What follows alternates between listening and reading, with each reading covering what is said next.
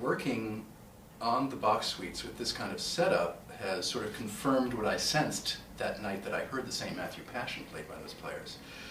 And it's certainly instilled in me a sense of incredible admiration for these players who have mastered this kind of setup. That the technique is so different, and the demands that are made on you are also so different. Let's take a saraband, for example. Mm-hmm. A saraband is a dance where basically people stand up on the downbeats and come down on the second beat. The typical saraband rhythm might be 1, 2, bum, bum, something like that. And it's so natural and so easy with a Baroque instrument to make that come alive because it's gestural. The whole technique of playing on gut with this kind of a bow is that you become much more aware of gestures in playing. And by that I mean approaching with this kind of emotion, or taking small fragments of music out of the context and treating them as almost physical, palpable identities, dance-like figures. So that this phrase that I'm playing from the beginning of the G major saraband, I'm really feeling that I'm not so worried so much about making a long phrase as I am with realizing these gestures with the bow.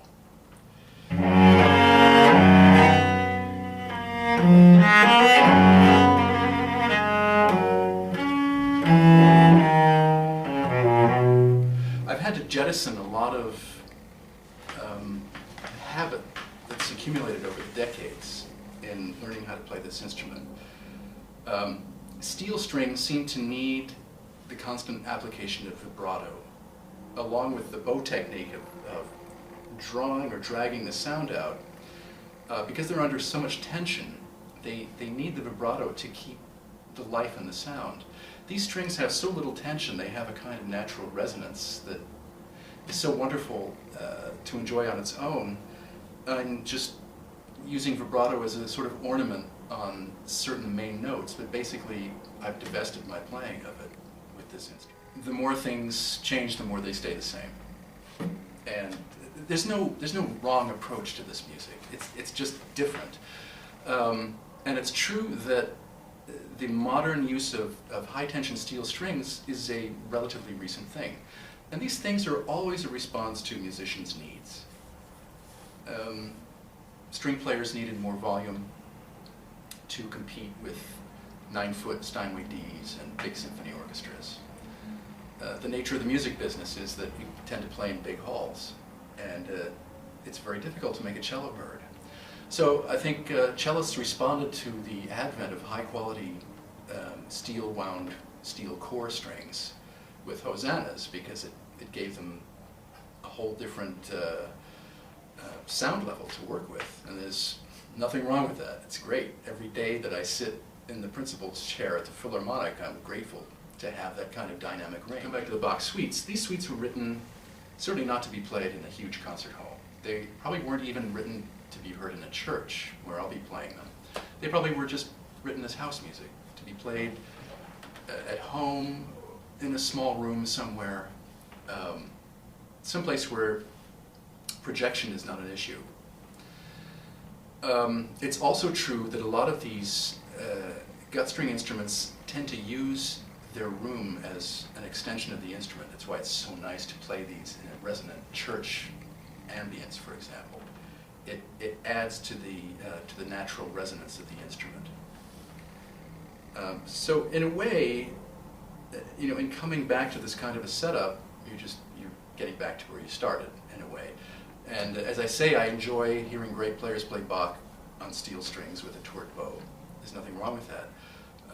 My purpose in trying to learn the ins and outs of this are personal, and it's just that I'm curious to see what about the music can be brought out or discovered or maximized with this kind of a setup that's a little bit closer, or a lot closer, to what people were using at the time of composition than with steel string setup. What I've heard from great players of period instruments, that that this music, that Bach's music, is not all about horizontality or a sort of linear kind of Tchaikovskian melodic approach, that it benefits, even in single line writing, from a contrapuntal approach and a more articulative approach that can bring separate lines out even in writing for a single unaccompanied instrument. That's what this kind of instrument excels at, which is, in the end, not surprising, since that's what he was playing at the time. Oh, what do you think would be a good example of real sostenuto in the suites, and how do you approach it differently? Okay. Well, to take one example, there's the fifth suite in C minor that has the famous saraband that is not in a saraband rhythm. How is the rhythm different? Well, it doesn't have the usual 3/4. It is in 3/4, but it doesn't have the usual stress on 2.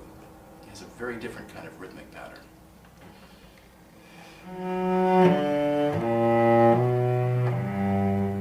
Each bar is in a pattern of 4/8 plus a quarter note.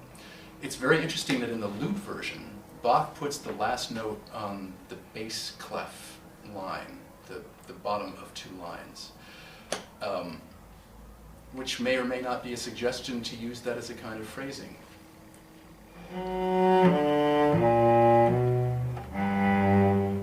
That each of those quarter notes at the ends of the bars has a separate identity. To take a different example, the D minor saraband, which is a conventional saraband.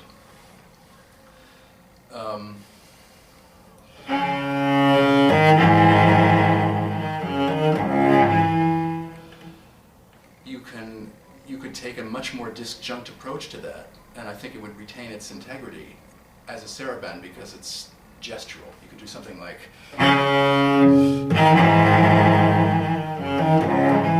something like that. The C major saraband phrase, you could take that much farther.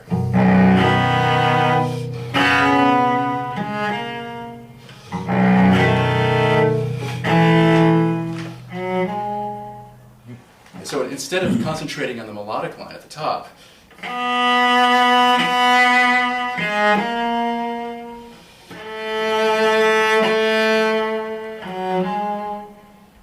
it still exists, but it's no more important than the underlying rhythm.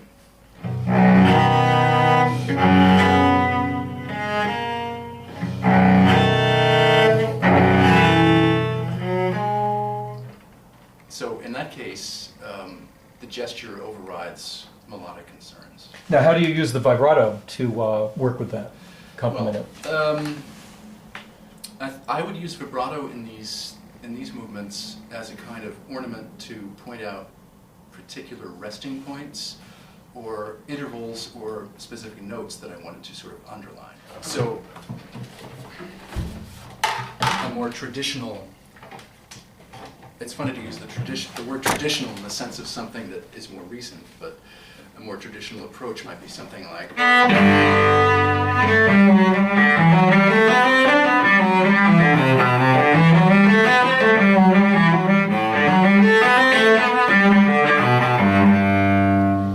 You see, I grew up with Casal, so I love that style. yeah. So that's a constant vibrato, yeah. And that's putting an emphasis on the linear aspect of the writing. Mm-hmm.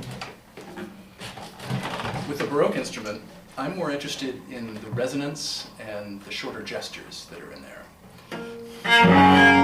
Right there. Right there for me, that's a gesture. So I want that to be separate from what comes after.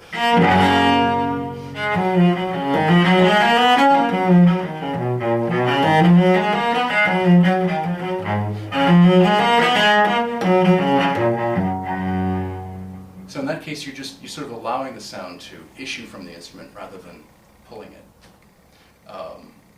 And so I might use vibrato to emphasize the return to G major. Just on the B, which is the major third of the tonic key. When the phrase goes on,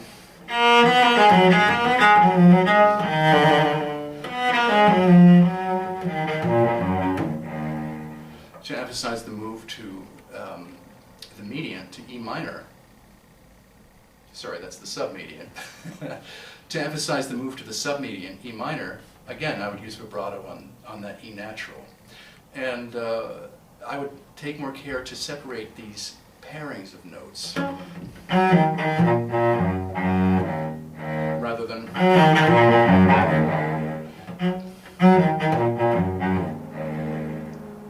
that's a more typical gestural Baroque phrasing.